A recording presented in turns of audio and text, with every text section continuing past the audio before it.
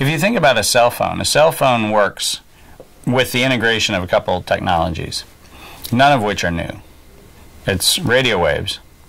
And it's radio waves that go into antenna and go into repeaters and go into switches, and all this stuff isn't new. But the interesting thing about it is if you look at the cost of setting up a radio network, it actually doesn't cost much. So theoretically, we should be able to extrapolate that cell phones and the use of cell phones shouldn't cost much. But they do cost a lot. And they cost a lot for a very simple reason. The simple reason they cost a lot is because the federal government, and by the way, it's not the U.S. only, national governments around the world have all done this, but the federal government took the wavelengths of a radio frequency and said, here's a bandwidth that we're going to actually create as the legal bandwidth in which you can communicate signals. It's a very narrow bandwidth. Out of all the different spectrum that you could use, it's a very narrow spectrum that we're allowed to use. Now, ironically, that begs the question of what if you used another spectrum? Or what if you had a spectrum that actually existed outside the range, outside the United States? Well, that's a question you're not supposed to ask in an enclosure world, because the answer is we are using the other spectrum, but we're using it for things that we don't want the public to get confused with. So we give the public this very, very tiny bandwidth. And then what we do is we create a thing called a license. And the license to the bandwidth says that now it's not everybody's, it belongs to somebody. It belongs to AT&T, or it belongs to Sprint, or it belongs to MCI, or it belongs to Quest, or it belongs to whoever else. And we're going to give you this little space that then we fraction, and then the fraction of that space becomes a utility on which somebody gets to charge rent. It's as though I walked into somebody else's kitchen and actually said, you can have your kitchen, but I get the stove. And you can use your kitchen all you want, but if you want the stove, you're going to have to pay me. And by the way, I'm going to tell you what you can cook on it. So you want to boil water? I'm sorry, boiling water is not part of what you're allowed to do. I have just decided your stove can't be used for boiling water.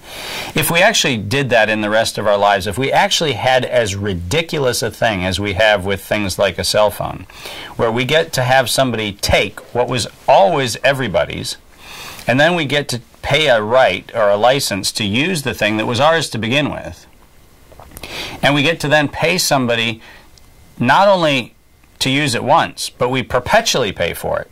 So we actually are always renting something which was always ours all along. And we started applying that same logic to other parts of our life. We wouldn't for a minute tolerate it. But we're willing to tolerate it for a very simple reason, because we call them cell phones. If we called them cell radios, which they really are, we'd be pissed. Because we would remember that a radio, you used to go to the store, you'd buy this thing, you'd put a 9-volt battery in the back of it, and you'd take it home and you'd listen to a baseball game and you'd listen to the weather, and if you're my dad, you'd only listen to the weather because that's what you listen to every morning. You get the weather report from the National Weather Service. And if somebody came along one day and said, do you have a radio in the house? And you say yes. And they said, well, from now on, we'd like you to pay $0.25 every time you turn it on. We'd actually have an uprising. The reason why we call the things that we carry cell phones is because the phone system, which was based on a copper system, which actually did cost a lot of money to actually do the installed infrastructure base on, actually had a rent model that you could use. If we called them cellular radios, there would be no iPod, iPhone, BlackBerry monopoly. But we chose terminology which enclosed us into a model which technology had actually liberated us from.